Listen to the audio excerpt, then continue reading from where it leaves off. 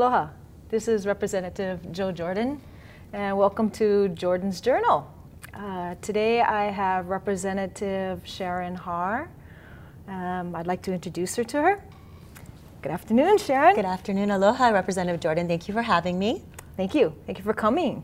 I appreciate it. No, I appreciate you. For the people out there in Oleloland, could you give them a little bit of background on? Absolutely. First of all, thank you for having this show. I think it's very important. I know that your shows really focus on the issues relevant, particularly to the leeward side. Yes. I am the state representative of the 40th District, which is Kapolei, Makakilo, Royal Kunia, and Kalailoa. Wow. And obviously Kapolei, the burgeoning second city. So we have our big set of issues happening with all of our growth. This is my third term now in office. I was first elected in 2006. Wow. I'm currently the Vice Chair of Water, Land, and Ocean Resources, issues that affect both of our districts. Yes. I also sit with you on the Finance Committee, Correct. so I've enjoyed that. This is my 5th year now on the Finance Committee. My background, I'm also a land use attorney. I'm in the private sector, Wow. and I represent those dealing with real estate development, land use, construction, so I'm very well versed in issues really impacting the second city. Wow, awesome. Yeah, I feel very fortunate. It's taken a little bit of time for that second city to grow, though. It has, hasn't it really has. I mean, as you know, I mean, you're from the Leeward Coast. You know that, again, there was this vision in the 70s, a master plan to Yes. move, you know, to help alleviate the traffic in the urban core. And so government had this great idea, move people west. And so, you know, for all intents and purposes, we did our part. We all moved west. You know, Yeah, we did. we We wanted to alleviate all that congestion in Honolulu. And I got really upset because I was told to move out west, young woman, and, you know, buy into the dream of the second city. And I did. And then slowly, this dream of the second city became a nightmare because the infrastructure couldn't keep up. Yeah. So as you know, we just kept building houses, but we didn't have things like our roads, our schools. And so as a result, our quality of life in the second city was negatively impacted. So rather than just grumble, I basically said, okay, with my land use background, I'm going to get involved, and I want to run for office because I know I can do something about it. Oh, so that spurred you to get into what we do here. It did. Ah. I think that, again, I was concerned about the urban sprawl that I saw, and I think that, you know, here in Hawaii, you know, we've grown very quickly as an island state, Yes, we have. and as a result, some of the planning, we didn't necessarily have the foresight, you know, what we know now, we didn't know back then, and unfortunately, as a result, we had some really bad urban sprawl. And so we on the leeward side, not only are we dealing with traffic going to and from town, we deal with traffic in our own backyard. That's true. And Yes. Joe, you know, like you know the traffic in the Kapolei Yes. Shopping Center. I mean, on any given day, residents of Kapolei know you don't go to that shopping center between 2 and 6 p.m. because it takes you 30 to 40 minutes just to get out of the That's shopping correct, center. yeah. Poor planning. And so that's one of the reasons I ran for office. I wanted to get involved because of my land use background to try to make a difference for the residents of the leeward side. Oh, and you certainly have. Oh, Definitely with the I'm growth. trying. Yes. Well, I do know that you're planning on having a meeting at the end of this month. I've spoken to you as well as other area legislators on June 30th, 2011 at Kapolei High School. From 7 p.m. to 9 p.m. we'll be holding a Kapolei area transportation meeting. And essentially, Joe, you know that with all of the issues we're having, whether it's traffic going to and from town on the H1, and you know we have one way of getting into town, one way of getting out. Yep. And the same thing right in Kapolei right now, everything dealing with our new roads coming up. People are upset. We've just recently had a new opening of the Makakilo on-ramp going westbound, going Westbound, Wainau bound.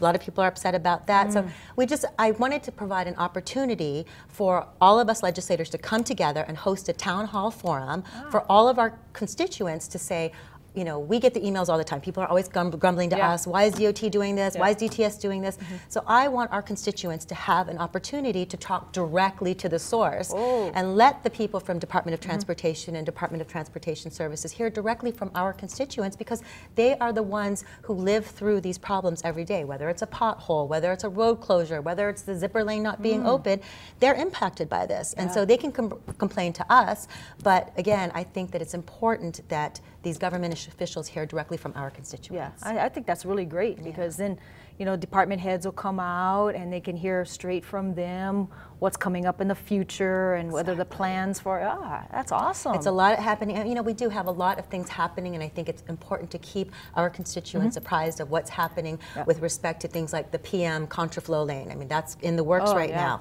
and that's going to make a big difference for our constituents going home. So we want to update the community on what's happening. And again, certain things, although our districts are not necessarily adjacent to each other, your constituents use the corridor to get, whether it's the H1 lights being off on the freeway between Kapolei and Kunia, you know, your constituents are still serviced by these roadways. And so I think it's important, and I want to thank you as one of the area legislators for sponsoring this town hall meeting along with me, Senator Gabbard, Representative Aquino, Representative Cullen, Representative Awana.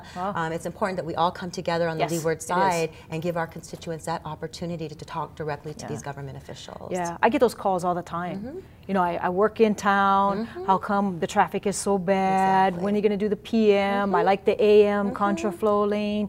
Yeah, I mean, they do. Exactly. And they're frustrated. Yeah, they are. They're very frustrated. They're frustrated because, again, if this was supposed to be, if this all the population shift was supposed to move westbound, then why did the infrastructure not keep up? And so we're fighting now. I mean, and you know, fortunately, we've had some wonderful, at least in my district, we've had some wonderful openings that have really made a difference. Whether it's Kapolei Parkway, whether it's a North-South road. So we've had some road openings that have alleviated congestion on other surface streets. But the fact of the matter is we're still playing catch up. And I think that's why it's a person like yourself and me, that's why we're in office. We want to hold government's feet to the fire and say, you know what, you made a promise to our constituents and it's time to live up to those promises. I mean, even when they opened up the North-South road, I mean, that made a major difference. Absolutely. We used to have major traffic on Fort Barrett. A lot of people in Eva Beach, because they were so backed up on Fort Weaver Road, and again, the Fort Weaver widening has had a big impact too for the Eva Beach community.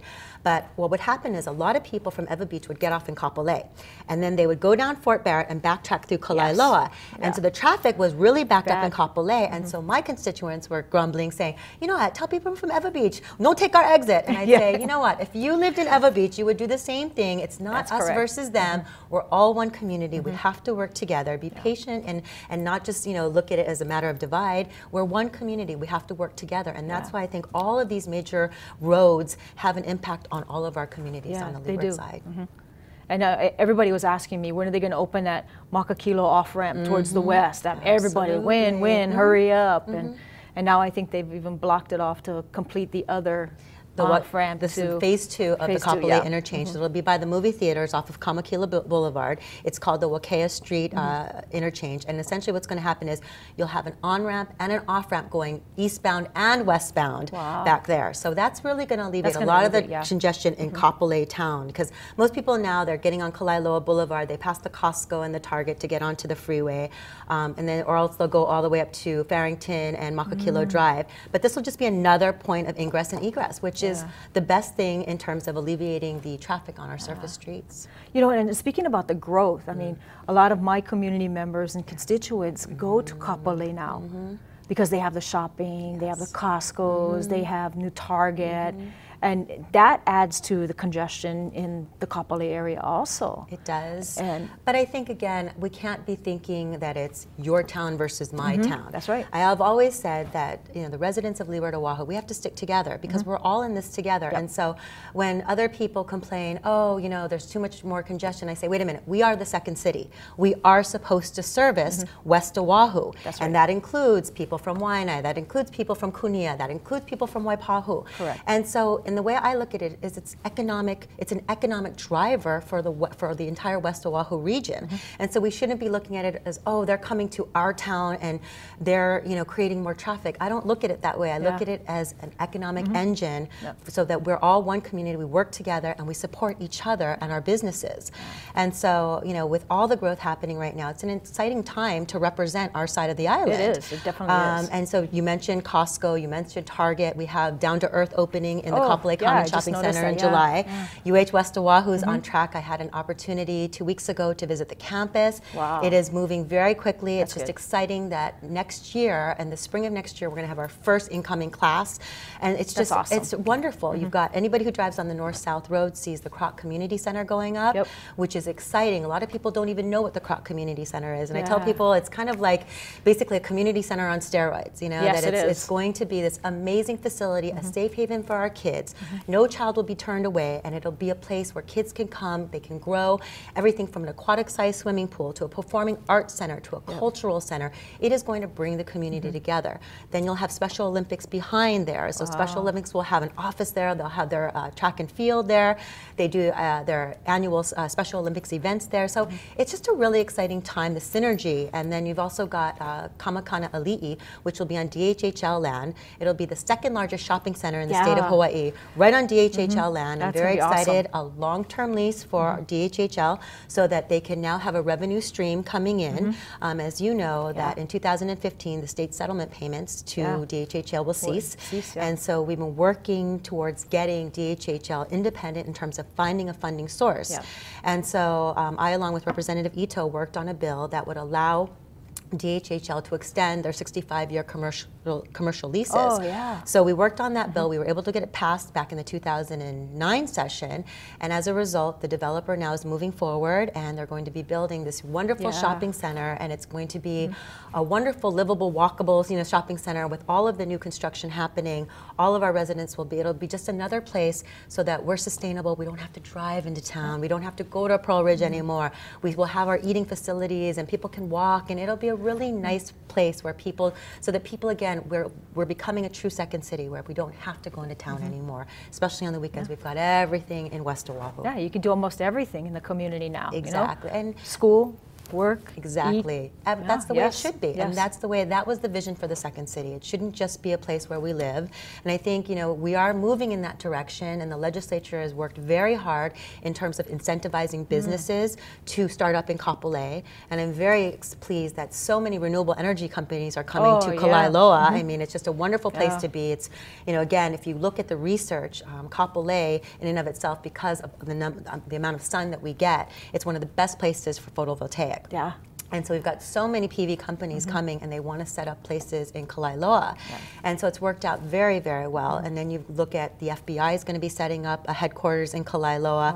I mean, it just, I look around and I'm constantly amazed at how much is happening in West Oahu. And I just think, what a really exciting time for us to be in office to represent our constituency.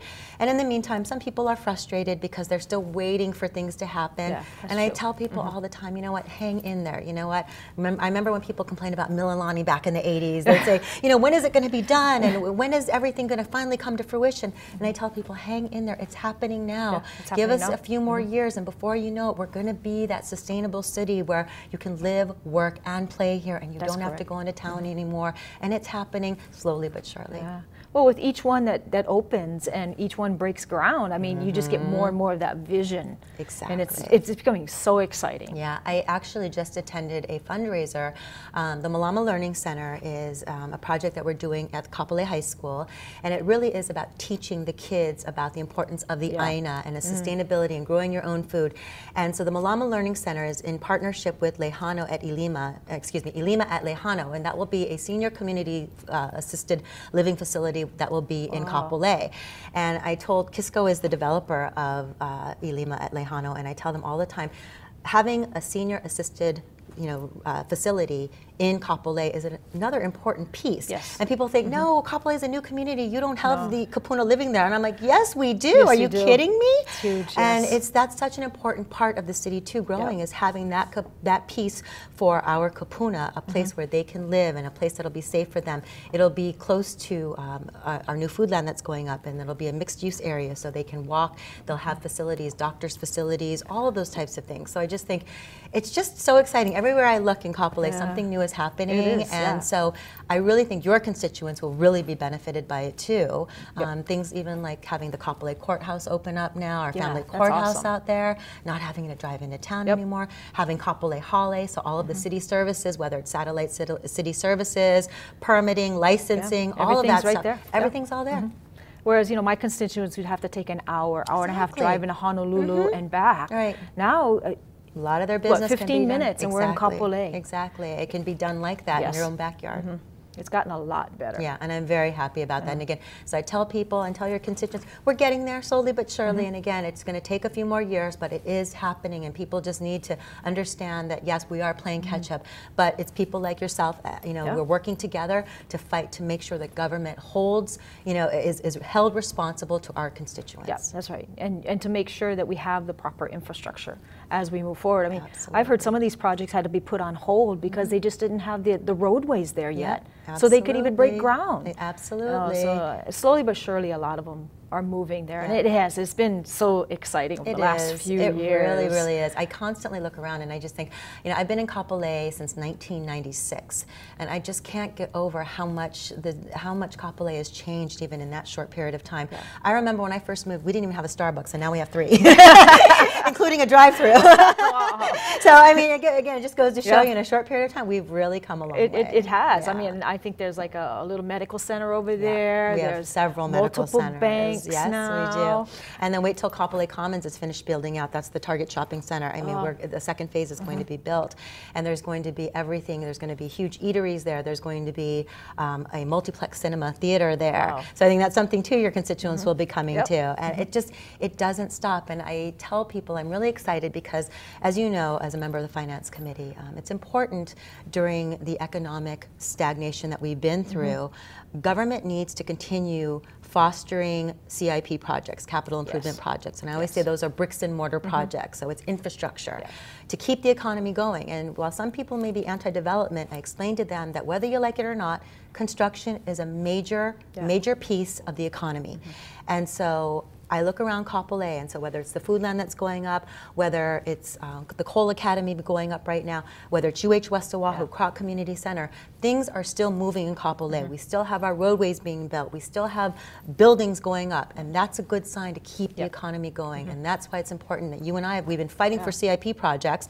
We want our schools to get money. We want government to keep fostering and facilitating those projects, getting them out there so workers can get off the bench, they can be spending money in the economy, and our economy continues to grow. Moving forward. Exactly. That is correct. And then that also spurs the growth for Kapolei, which gathers more people to want to stay or synergize for even more work out there. Exactly. Well, it's even now I see with Disney, Aulani happening now. I mean, I see so many people from Ko'olina coming to Kapolei and they're shopping at Costco, and that's a great thing. That's a great thing, I mean, they're a different type of visitor, but that's okay. I mean, the fact that they're coming, they're spending their money in Kapolei, they're coming to the water park. I see them at many of our restaurants. That's a good thing for our economy, and that's the kind of thing we need to be promoting. Yeah, it is.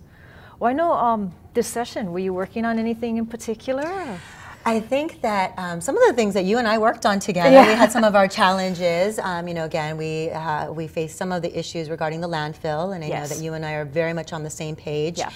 We've always felt that the landfill, you know, continues to affect our residents on the leeward side, and we've got to figure out a way that, you know, we're realistic about it, we're pragmatic, we understand that, you know, at this point in time, where else are you going to cite it?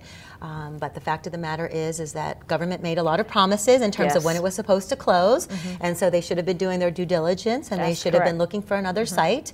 And, you know, unfortunately, the fact is that you're dealing with NIMBY, you know, not in my backyard, but our constituents have been dealing with this. We've had the landfill in our community, and so it's not a matter of pointing fingers, but it's a matter of saying other people, you know, it's okay that we've had it, but now it's time for other communities to step up and say we have to all share the burden. We're one island, and we all have to share the burden. And so, you know, again, that bill didn't go far. We've always had our issues with that bill, but we'll continue to look at other things. I remain hopeful that there is a committee, you know, that will continue to look at prospective other sites going forward. But I think some of the more positive bills that I feel good about, we looked at the digital media infrastructure bill. As you know, the kids on the leeward side are very well talented. They're talented when it comes to digital media, computer animation. The YNIC writers, they won national awards. My kids at Kapolei High School are doing fantastic at the Creative Academy, and so it's one of those things where, for some reason, the kids on the leeward side do very, very well with digital media, and so. I believe you co-sponsored the bill. It was a bill that would essentially create digital media infrastructure where we're trying to get some of these movie studios to come build a soundstage in conjunction with UH West Oahu. One of the things I want to work on with UH West Oahu is this Academy of Creative Media. We've already got the Academy of Creative Media at UH Manoa, and we want to really cultivate this particular academy. You know, in this day and age, Joe, with technology being what it is, kids do not want to be indoors. They love to be on the computer, and that's what we need to foster. And so what I want to do is incentivize these movie studios to build a soundstage. The one in Diamond Head at this point, it's obsolete. It's too small. And so while a lot of movie companies are coming here and doing their exterior shots, of course, it's a beauty. You know, Hawaii is a beautiful place to take our exterior shots. They're not doing their post-production here in Hawaii because we don't have the facilities. And so what I wanted to do was create a tax incentive for a soundstage to be built with UH West Oahu. So essentially what would happen, it would be on the UH West Oahu campus, and so our kids coming from the Academy of Creative Media would have an opportunity to work here at the soundstage and be hired with post-production work from all of these movies doing their post-production work here in Hawaii.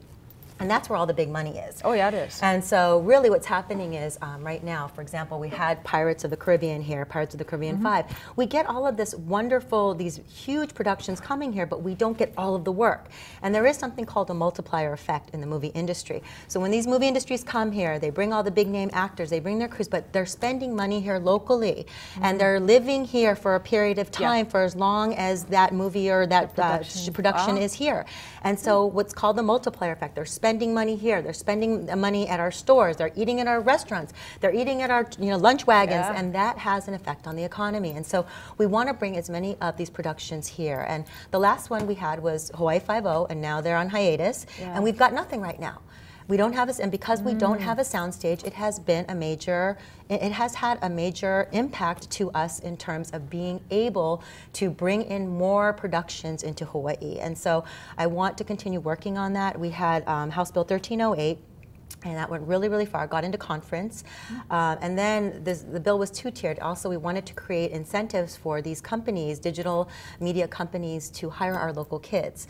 We have one company, Hawaii Animation Studios, that's now hired 35 of our local graduates from the UH Creative That's Media. Impressive. And I think, exactly. It's these kids, they don't necessarily have to be on the mainland to work. I mean, they can work right here, get well-paying jobs. And so I met this young woman who worked, she was a graduate of the Creative Media Academy at UH, and she's working on that show Veggie Tales now. And so I went to she was showing me how she animated on the computer, how she made them talk, and I just was so amazed. She's 24 years old, and it was just amazing what she was able to do. And I think, you know, this is really what they're interested in doing. They can make great money doing it. It's a clean industry. It's a green industry. And so if this is what our kids want to do, we have to provide those opportunities for them. Provide those support networks for them. Exactly. So those are the types of bills that I'm introducing. You know, I really want to continue to provide opportunities for our kids in the future.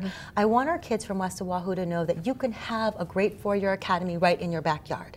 And that the dream, you don't necessarily just have to go to 2-year. And there's nothing wrong with the 2-year. Some kids that's what they're suited for. But I want there to be a 4-year world-renowned university in their backyard that they can go to and have opportunities at, and say, it's not just about research and development. I can do something like creative media and love what I'm doing and make good money at it. And so these are the kinds of things, you know, I'm working on to try to really jumpstart the things happening in West Oahu. Yeah, because that's what we usually hear, that, you know, my kid goes off to college and they never ever come back home. That's been one of the biggest problems. Or they say there's just no jobs here. Exactly. Or the opportunities, they don't have the opportunities. You know, whether it's housing, whether it's, you know, making the same amount of money, they get frustrated. They just think, I can make more money in Vegas, or I can make more money in, you know, in Portland, and so they don't want to come back. And I always encourage kids, our local kids, I say, you know what, if you want to go to school on the mainland, that's fine, go. But remember what the community, you know, how important the community was to you, and how much it lent itself to your upbringing, and don't ever forget who you are, where you came from, and if you can come home and give back, then you should do so. You should do so. That's correct. That is totally correct. You know, I see your vision, and I kind of believe in your vision. No, your vision is the same as mine. And that's the UH West Oahu is one of my dreams too, to make sure we can get that, so we have renowned schools to go to and stay and have jobs that provide a decent wage, that they can live and actually own a home here in Hawaii. And these are just awesome ideas, especially for, you know, out in this western region. I mean, A lot of people just write us off. You know, they just think, oh, West Oahu, it's so far away, and yeah, okay, they're getting all the new development, and we'll keep country over here, and they'll get all the growth and everything over there. Yes. And I tell people, but this, you know, even building UH West Oahu, having the campus built, going back to the issue of traffic. Joe, you and I both know when UH is in session, UH Manoa is in session, how bad is traffic, right? I mean, we even have, you know, beat the traffic, you know, once UH Manoa opens up, because it's a nightmare when we're trying to get into town. But once there's intersection, it's a complete, it's like, it's a different world. Traffic is so much easier. And I tell people, can you imagine once the UH West Oahu campus is open, the traffic is going to be, it's have a reverse flow. And that's why I've always said, people don't understand, having this campus built is really going to have an ancillary effect upon traffic that people don't even realize. Yeah, I can't count how many times in the elevator our counterparts have asked me, how long did it take you to get in today? You know, and I'm like, and you and I both know, I mean, again, there's one way into town, one way out of town. Pretty much. And you know this for your community, one way in, one way out. And so, you know, I'm often very envious of the people from the Windward side, because they essentially have 4 ways of getting in, you know, to and from town. Yes. And you and I both know, if there's one accident, one shutdown, one fatality, that's it. We are paralyzed. They shut down, you know, HPD shuts down the entire H1 freeway while they're doing the investigation, and that's it. We have no other alternatives. And so it is absolutely a nightmare for our residents, you know, and so it is. And so it's one of those things where we have to continue to figure out ways, you know, to get people living and working, you know, not only living but working in West Oahu, so that they don't have to deal with that traffic. Smart growth. Smart growth development, absolutely. That's another thing you and I have in common. We've always been... Yep, very, very smart. And I think that's what the Kapolei region has been doing. Slow, but we are getting there. I tell people the importance of having a livable, walkable community, mixed use. A lot of people don't understand what mixed use is, and I explain to them that, you know, if you go to an area like Boston or New York City, so basically you have 5 levels. You'll have a brownstone, and you have businesses downstairs on the first or 2 levels, and then you have people living upstairs. And so people can just walk. They don't have to get in their car and drive everywhere. And that's the way we should have been building 30 years ago. We wouldn't have the urban sprawl that we have today. That's correct. And so I look at some of the new developments in Kapolei. There is a development called Mehana. It's the one right across from Kapolei High School. Now that is a mixed-use development, and so essentially what they're doing it right now. They have businesses already coming in on the bottom floors, and then they have people living on the 2nd and 3rd floors. So it's so they don't have to get in their cars to go somewhere. I mean, that's what we need to avoid. You want to have those walkable communities, because that really is the future. With the population growth being what it is, we cannot continue to sustain the way we are. We've got to get people out of their cars. They need to be walking, bicycling, and we as government need to provide those opportunities for our constituents. We have to ensure that development is done correctly so people can do that. I think we've kind of run out of time. I know we can talk all day. Yeah, maybe I can have you back. I would love to. And we can talk a little bit more about the smart growth and, absolutely. and that type of development, especially with your background. But I'd really like to thank you, Representative Har. And again, we're going to have a meeting at the end of the month on the 30th. June 30th, 2011, from 7 p.m. to 9 p.m. at Kapolei High School in the cafeteria. I urge all of your constituents and anyone to please show up. We'll have presentations from the Department of Transportation as well as from the City Department of Transportation Services. And it will be an opportunity for people really, I mean, the microphone will be there and they can walk right up and ask them specific questions that they have. Okay.